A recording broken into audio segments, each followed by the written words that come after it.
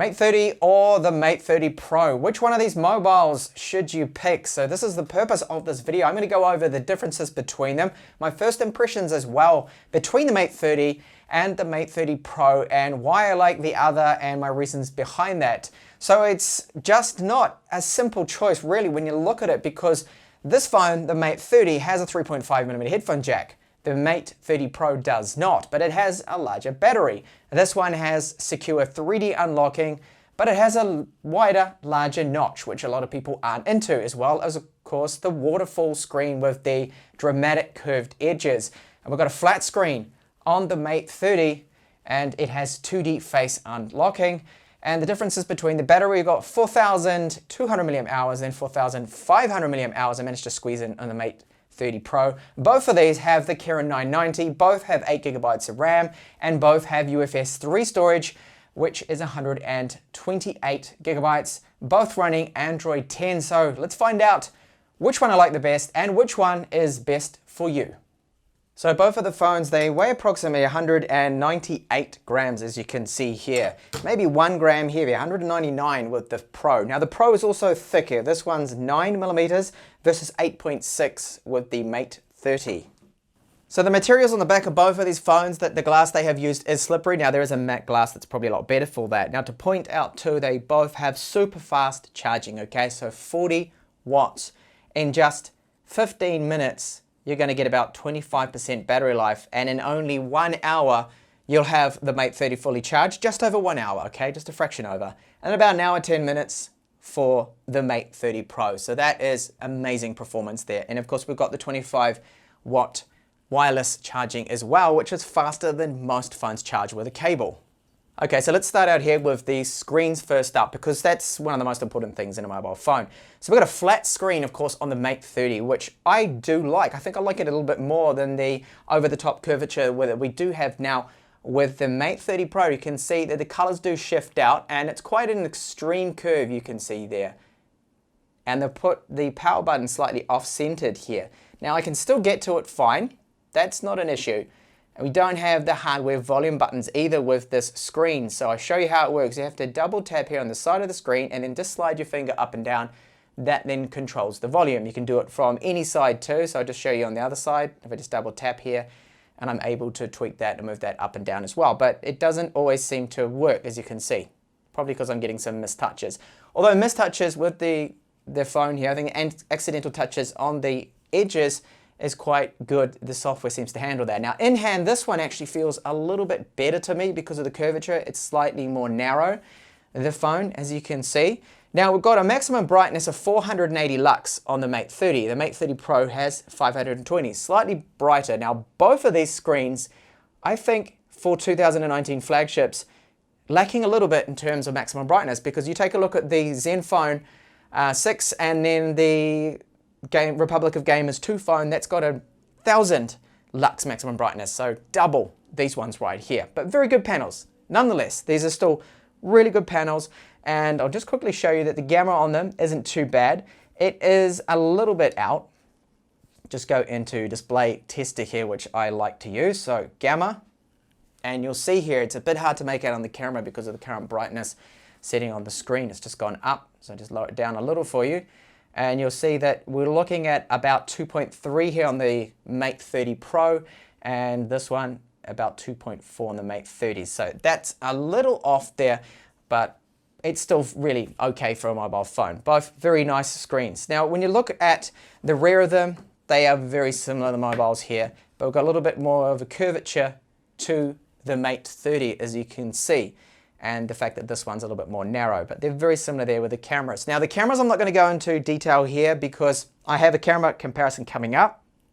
Just to say that there is a difference between them in terms of electronic image stabilization and even some of the crop you get with the different sensors and lenses there with the front-facing cameras as well. So it does stick out a little bit, the camera on both of them, and that's not too much of an issue. Metal frame, very good build quality. And of course with the Mate, this is one of the big reasons where a lot of people will go for it. We've got a 3.5mm headphone jack. Yay! Now both of these phones do also support Huawei's stylus, which is the M Pen, which is great. So this is probably why they've phased out the Mate 30X, which doesn't exist yet unless they announce it later on. I would love to still see that phone if it is going to come out. Okay, so we'll test now the face unlocking. So both of them locked. They've got the raise to wake feature, so you just simply lift them up, look at it, and you can see both of them unlocked. I'll do that one more time, but really, you'd expect this to be the same with the same chipset. Okay, so it looked like it might have been a little bit faster actually just then on the Mate 30. Now, fingerprint reader, also demonstrate that. So in-screen fingerprint readers, let's just tap first and go 1, 2, 3, about the same. You can't expect that. So it's just as fast as the P30 Pro, which I also happen to own. Now, I've noticed that the speed of the ROM in both of these phones seems to be identical, okay? And it seems very similar to the Kirin 980. So if you've got a Mate 20 Pro, if you've got a Huawei P30 Pro, then you're not going to really see any improvement in performance to me. So they're both running Android 10 here. We don't have Google Play Store, okay? You probably know all about that. Not great, of course. There was a method to install it, which unfortunately now is not working. So you have to manually find all the APK files you want. So full screen gestures on both of them, which is working well for me. I'm not getting any lag or anything like that. I'll just bring this up. I want to clear both of these, just do a very quick little speed test here. So what I'll do is just launch PUBG at the same time, see which one loads first. Now when you look at synthetic benchmarks, which I will show you, you'll see that, okay, it's pulled through there faster on the Mate 30 Pro. You'd expect that. Okay, so let's just get out of this. Just got to do this twice, of course. So performance, I won't go into any more speed testing stuff like that because it's really kind of pointless, but I wanted to point out a couple of things. That Camera 2 API support, that it is limited. In fact, it's not, look at that, it's not loading. It won't load on the P30 Pro for some reason. And DRM info on both of them, we don't have Widevine level 1 cert. So that's no Netflix in full HD, no Amazon Prime in full HD, okay? Everything's gonna be standard definition. This is another downfall of the fact that they're not getting along with Google, of course, so that is a bit of a problem there. So let's go into some benchmarks now here that I have taken with this. So first up is wireless speeds here. Now, you'd expect this, okay? Identical performance, pretty much the same wireless that I'm connected up to, which is 600 megabits. Upgraded my line here. Yeehaw, got some super speeds. And here we look at the internal storage. You can see a difference here. Now, they're both using UFS 3.0, but I didn't expect to see the sequential reads are much higher. So we've got 1700 megabytes per second on the Mate 30 Pro, and then 1400 more or less, 1450 sequential reads on the Mate 30. So there's a bit of a difference there, and that's probably why PUBG loaded up just a fraction quicker there. Now, when you look at the CPU scores, very similar. The difference is with UX and then the GPU. So the GPU is quite a bit faster there. Now, in terms of how that compares to the older gen chipset, which is the Kirin 980, here it is in my P30 Pro. Just ignore that flickering that's happening right now. That is only on camera. It's just something to do with the AMOLED panels here. But you can see it's not really that much of a difference. So the CPU we know is just a tweak of clocks, and the GPU has those extra cores. So I'm not really too sure why the Mate 30 here didn't perform as expected. But this is why also when using these phones that it doesn't feel any faster to me in general use than my Huawei P30 Pro. Brings me on to GPS, so both of them lock onto 34 satellites here and 4 meters of accuracy. Again, this is all to be expected when we are looking at the exact same chipset. So the same hardware too with GPS. So we have a look at, this is just a carrier test here, so 4G, no problems with the coverage. No issues there at all. I have noticed that the speeds seem to be about the same. Again, expected. All right, so what about the call quality? Now we've got a normal earpiece on the Mate 30. You can see the grill just right at the top here, and it sounds like any other phone would. Now it still sounds fine.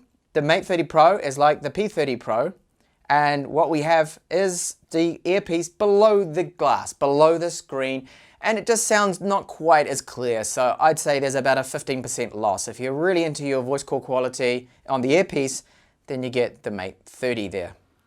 Brings me on to the loudspeakers. They sound to me exactly the same as the P30 Pro.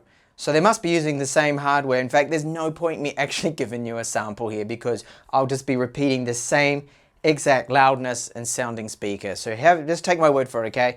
All sound the same. The loudness is fine. There will be sample in my review of both the Mate 30 and Mate 30 Pro.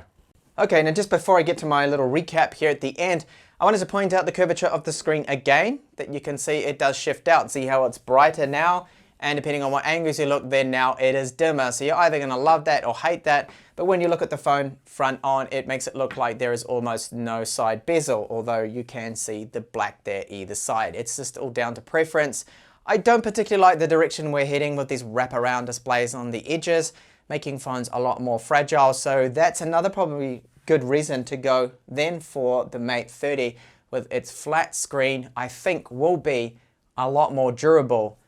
If dropped, that screen should survive, I think, more falls or drops depending on the angle compared to the Mate 30 Pro. So you get the Mate 30 for the flat screen, the 3.5mm headphone jack, the hardware up and down volume buttons, the fact that it's cheaper, the fact that you have similar performance as well, you have an ultra wide camera that fits in more, doesn't quite have the same quality, and you get the smaller notch with the Mate 30. Now the reasons to go for the Mate 30 Pro, in my testing, and you'll see in the camera comparison later on, it's electronic video stabilization in both front and rear. For some reason, could just be down to software so far, is better than the Mate 30 here, okay? So you get slightly better in terms of video performance because of the camera, better slow-mo as well.